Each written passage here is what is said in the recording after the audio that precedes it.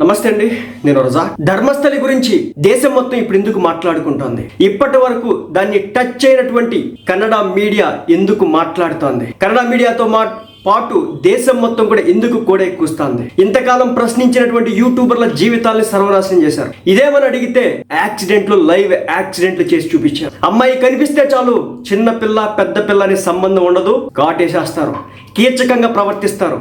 వాళ్ళని అత్యంత పాశవికంగా కిరాతకంగా హింసించి చంపుతారు. ధర్మస్థలిని దెయ్యాల స్థలంగా మార్చేసినారు. ఈ రోజున దేశం మొత్తం కూడా ఒక రకమైన బాధతో నిండిపోయింది. కొంతమంది చెప్తున్న మాట ఏంటంటే, బహుశా ప్రపంచ చరిత్రలో ఇలాంటి సీరియల్ కిల్లింగ్స్ అనేవి ఏ దేశంలో కూడా జరిగి ఉండవు. కొన్ని వందల మంది ఆడపిల్లల్ని, చిన్న పిల్లల్ని, మనుషుల్ని కిరాతకంగా చంపారు అని చెప్పేసి మాట్లాడుకోవడం జరుగుతూ ఉంది. ముఖ్యంగా తక్కువ కులం అమ్మాయిలైతే చాలు వాళ్ళని అతి పాశవికంగా ట్రీట్ చేస్తూ ఉంటారు. శరీరం మీద కత్తులతో గాయాలు చేస్తూ ఉంటారు. అతి పాశవికంగా హింసించి చంపుతూ ఉంటారు. గత 50 సంవత్సరాలుగా కొన్ని వందల మందిని చంపేసి పూడ్చిపెట్టేసి కప్పేసి సమాధి చేద్దాం అనుకున్న సందర్భంలో ఒక విజిల్ బ్లోయర్ కారణంగా ఈ రాక్షసత్వం అంతా కూడా బయటకు వచ్చినటువంటి పరిస్థితి. ముఖ్యంగా ఇక్కడ యూట్యూబర్స్ గురించి చెప్పుకోవాలి. ఈ ధర్మస్థల గురించి ఈ రోజే కాదు, గౌరీ లంకేష్ అని చెప్పేసి ఒక జర్నలిస్ట్ కూడా ఉండేవాళ్ళు. ఆమెను కూడా అత్యంత కిరాతకంగా చంపేసినారు. ముఖ్యంగా ఈ యూట్యూబర్స్ కావచ్చు, సోషల్ మీడియా ఇన్ఫ్లుయెన్సర్స్ కావచ్చు, ఇక్కడ జరుగుతున్నటువంటి తంతుకు సంబంధించి మాట్లాడితే వాళ్ళు చేసిన పని ఏంటో తెలుసా?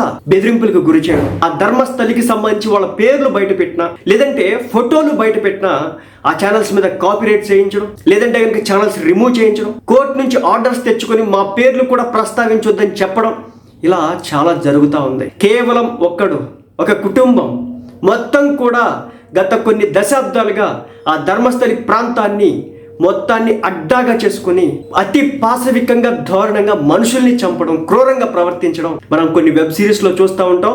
అంతకు మించి అనే రేంజ్ లో వీళ్ళు తంతు కొనసాగింది. కేవలం 10 సంవత్సరాల్లోనే కొన్ని వందలకు పైగా ఆడపిల్లల్ని, చిన్న పిల్లల్ని, సింపుల్ గా చెప్పాలంటే అసలు మనిషి ఆడపిల్ల అయితే చాలు అతి కిరాతకంగా నరరూప రాక్షసులుగా మారి జలగల్ల మాదిరి రక్తం తాగి వాళ్ళని చంపుతారనమాట. ఇలా కొంతమంది యూట్యూబర్స్ దీన్ని బయటపెట్టే క్రమంలో కొన్ని పోస్టులు సోషల్ మీడియాలో పెట్టగా వాళ్ళని యాక్సిడెంట్ చేసి వాళ్ళ చేతులు, అవయవాలు పోగొట్టేలా చేసినారనమాట. అదే విధంగా ఇక్కడ ఒక ఇంట్రెస్టింగ్ విషయం చెప్పాలి. ఇక్కడ జరిగినటువంటి అతి దారుణమైన ఒక సంఘటన గురించి నేను మీకు ఇప్పుడు చెప్తాను. ఆ ధర్మస్థలి ప్రాంతంలో ఒక స్కూల్లో ఒక టీచర్ జాయిన్ అయింది. అయితే ఆమె క్వాలిఫికేషన్ వచ్చేసి కేవలం టీచర్మే కాదు, హయ్యర్ లెవెల్ కి సంబంధించినటువంటి క్వాలిఫికేషన్స్ అన్నింటిని కూడా ఆమె పూర్తి చేయడం కారణంగా ఆ స్కూల్ కి సంబంధించి ఆమె హెడ్ మాస్టర్ అవ్వాలి. అయితే ఏంటంటే ఆ ప్లేస్ ఖాళీ లేదు. కొంతకాలం తర్వాత ఆ ప్లేస్ ఖాళీ అయితే అయ్యింది. ఆ ప్లేస్ కోసం అని చెప్పేసి హెడ్ మాస్టర్ అవ్వాలని చెప్పేసి ఆమె అప్లై చేసుకోగా అన్ని క్వాలిఫికేషన్స్ ఉన్నప్పటికీ కూడా ఏం చేసినారంటే ఆమెకు హెడ్ మాస్టర్ అవడానికి ఇవ్వలేదు. కానీ ఒక అప్పర్ క్యాస్ట్ కి సంబంధించినటువంటి మరొక మహిళకి అంత క్వాలిఫికేషన్ లేకపోయినా ఆమె ఇవ్వడం జరిగింది. ఏంటి అని చెప్పేసి ఈ టీచర్ ఎవరైతే ఈ లోవర్ కమ్యూనిటీకి సంబంధించినటువంటి మహిళ ప్రశ్నించగా వాళ్ళు చేసిన పని ఏంటయ్యా అంటే ఆమెను అత్యంత కిరాతకంగా అత్యాచారం చేసి, మానభంగం చేసి, చంపేసి, పెట్రోల్ పోసి ఆ ఇల్లు మొత్తాన్ని కూడా తగలబెట్టి ఆ కేసు ఎవరి మీద పెట్టించారు తెలుసా? వాళ్ళ హస్బెండ్ మీద. వాళ్ళ హస్బెండ్ వచ్చేసి ఒక డాక్టర్ అనమాట. ఆయన ఏదో ఒక పని మీద వేరే ప్రాంతానికి అదే రోజు వెళ్ళడం జరిగింది. ఈమెకు లైఫ్ థ్రెట్స్ ఉన్న విషయం తెలుసు. అంతదాకా దిగజారరు అని చెప్పేసి అనుకున్నారు. కానీ వాళ్ళు దిగజారి చూపించారు అనమాట. చివరాఖరికి ఆమె తగలబడుతూ ఉంటే, ఆ ఇల్లు తగలబడుతూ ఉంటే వాళ్ళ హస్బెండ్ చూసి వెళ్ళి పోలీసులకు కంప్లైంట్ ఇవ్వగా వాయిని మీదే తిరిగి కంప్లైంట్ పెట్టినారు.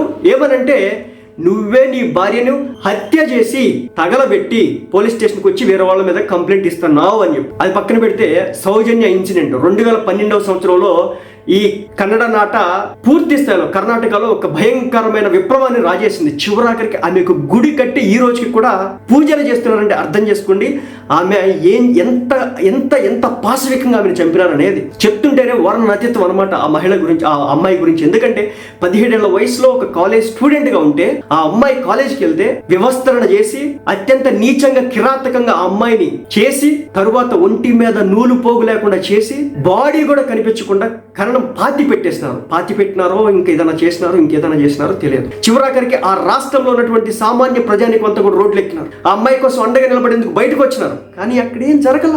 ఇప్పటికీ కూడా పెద్ద కేసులు ఏం లేవు దాని మీద. ఎవడు చేసినాడు, ఎందుకు చేసినాడు, దేనికోసం చేసినాడు, దీని వెనకాల ఉన్నటువంటి వ్యక్తులు ఎవరు, వీళ్ళంతా ఎందుకు చేశారనేది ఎవరికి బయటకు రావు. ఈ రోజుకి కూడా ఆ పాప కేసు ఏదైతే ఉందో అలాగే ఉందన్నమాట. అంత దారుణమైన స్టేజ్ లో అక్కడ జరుగుతూ ఉంటాయి అనమాట. చివరాఖరికి ఆమె విగ్రహాన్ని పెట్టి ఆమెకి బ్యానర్లు కట్టి ప్రతిరోజు దీపారాధన చేస్తూ ఉంటారు ఇక్కడ ప్రజానికం. కానీ ఈ రోజుకి కూడా ఆమెకి న్యాయం జరగలేదు. ఎందుకో తెలుసా? ఆ ప్రాంతంలో పుట్టడమే ఆమె చేసినటువంటి పాపం. నరరూప రాక్షసులు, రక్తం తాగే జలగలు అంటారు కదా, ఆ ప్రాంతంలో ఉన్నటువంటి కొంతమంది వ్యక్తులు, ప్రజలందరినీ కూడా అనకూడదు, కొంతమంది వ్యక్తులు పెద్ద మనుషుల ముసుగున సాగిస్తున్నటువంటి అతి దుర్మార్గమైన వ్యవస్థ అక్కడ కేంద్రీకృతమై ఉందని అక్కడ సామాన్య ప్రజానికం కూడా మాట్లాడతారు. అక్కడ ప్రజలు బయటకు వచ్చి మాట్లాడలేరు, మీడియా మాట్లాడదు, పోలీసులు పెద్దగా రెస్పాండ్ కారు. కానీ యూట్యూబర్స్ వల్లే ఈ రోజున అది హైలైట్ అయింది. రోజుకి కుప్పలుగా అస్థి పంజరాలు బయటపడుతున్నటువంటి పరిస్థితి.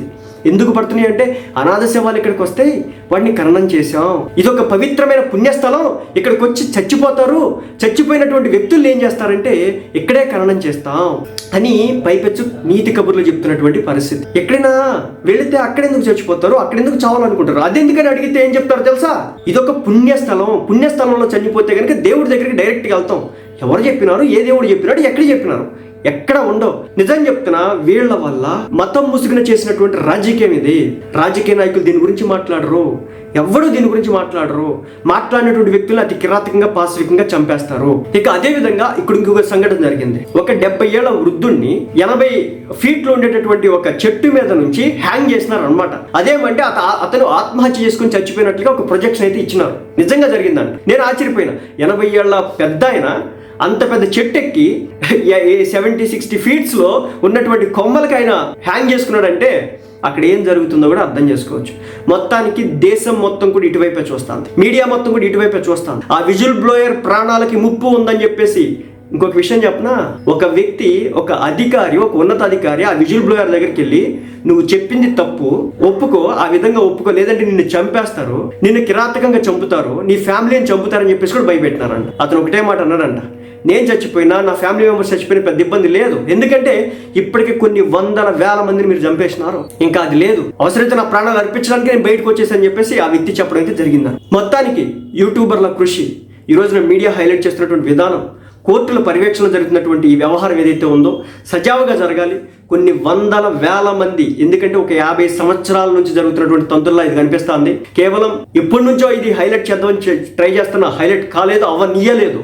ఎవరైనా హైలైట్ చేస్తే వాళ్ళ పేరు ఎత్తితే చాలు యూట్యూబ్లో నుంచి వీడియోలు రిమూవ్ చేస్తారు, వాళ్ళ ఫోటోలు పడితే చాలు యూట్యూబ్లో నుంచి వీడియోలు రిమూవ్ చేస్తారు. లేదు, లొంగట్లేదు, మళ్ళీ ఛానల్స్ పెట్టి వీడియోలు చేస్తున్నా ఉన్నారంటే వాళ్ళకి సంబంధించి కేసులు పెడతారు, రోడ్డుకు లాగుతారు, హింసిస్తారు, అవసరమైతే చంపేస్తారు. చివరికి ఈ విజిల్ బ్లోయర్ని కూడా చెప్పింది అదే, ఎన్నో వందల మందిని చంపినా నిన్ను చంపడం పెద్ద లెక్క కాదు అనట. ఆయన ఏం చేసినాడు తెలుసా?